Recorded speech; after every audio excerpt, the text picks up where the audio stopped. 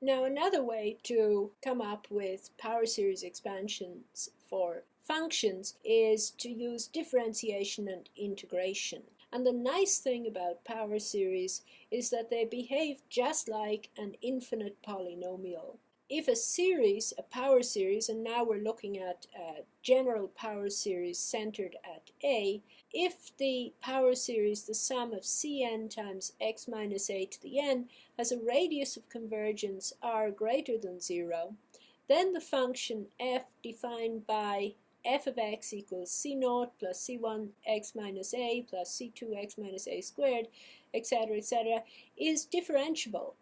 And of course, therefore, it's a continuous function on the interior of its interval of convergence, the interval from a minus r to a plus r. That continuity is guaranteed on the open interval from a minus r to a plus r. And also, differentiability is guaranteed on that interval, and the derivative is exactly what you would expect it to be. You can differentiate term by term here.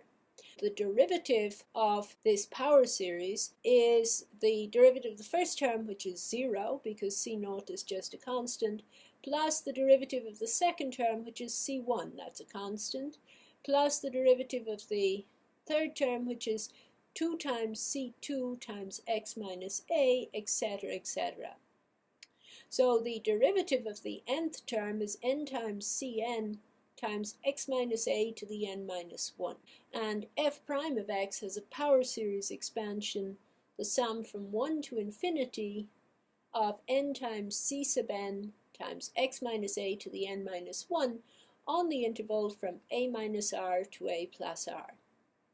And likewise, we can integrate term by term. So the integral of f of x dx, which is a new function, is equal to the sum of the integral of the terms. And now, of course, if I integrate c0, I get c0 times x minus a. So the integral is the sum from 0 to infinity of c sub n x minus a to the n plus 1 over n plus 1, which includes the term n equals 0, plus any constant that I might dream up. So the family of antiderivatives of f of x looks like this. And the radius of convergence of the derivative of this power series and the integral of the power series is the same as that of the original series. It's r. The interval of convergence may not remain the same. What happens at the endpoints might change with differentiation or integration.